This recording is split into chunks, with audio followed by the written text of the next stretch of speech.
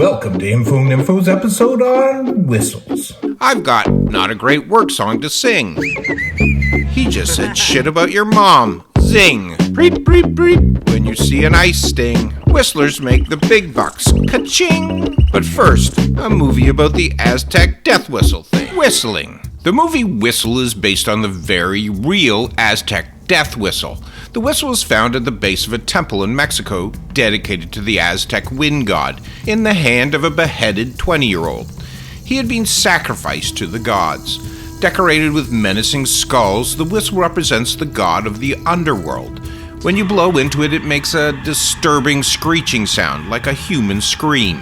Scientists have studied people's reaction to the Aztec death whistle by recording their brain scans and found it activates the emotional response part of the brain.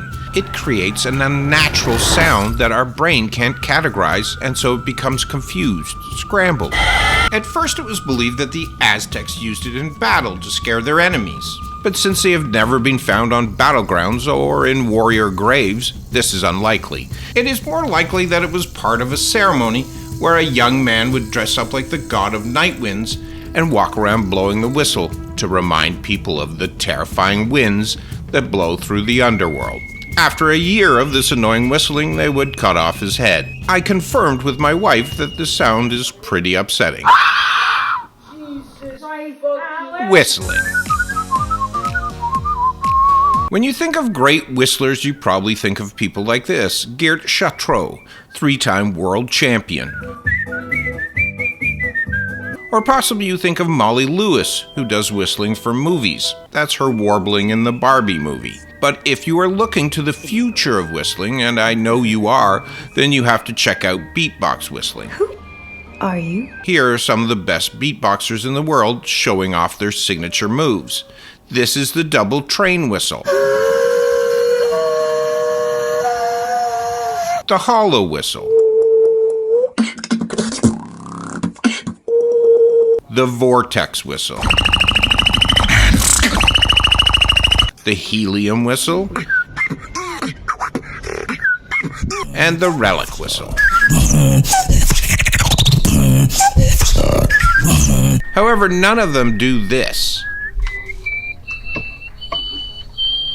This is Lulu Lotus, and since the age of 7, she's been playing melodies out of her nose. I'm not exactly sure what you do with this talent. Now, if she could only beatbox out of her nose.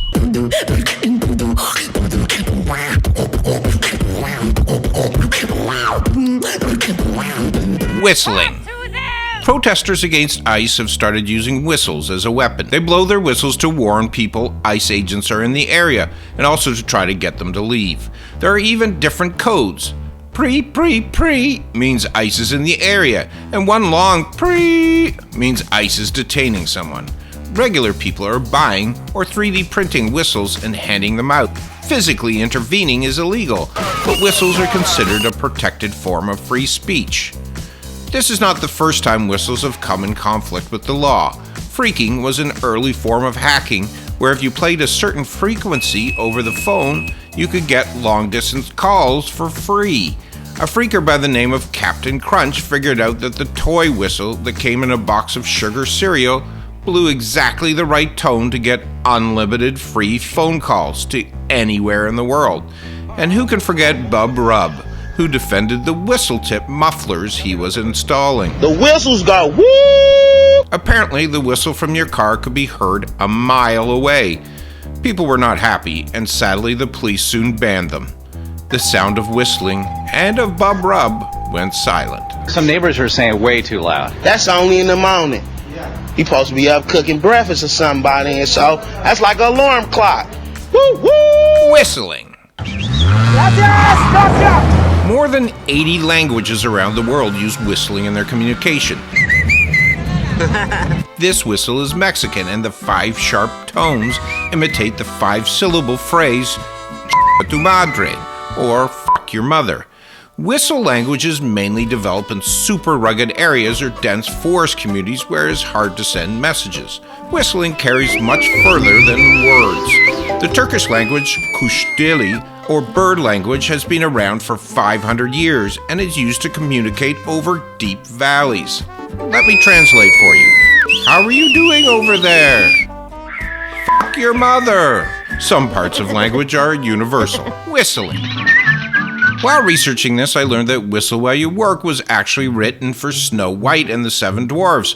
I always thought it was some old-timey work song that had been around for ages. It has been argued the original song was a reference to the whistle walk that slaves were forced to do.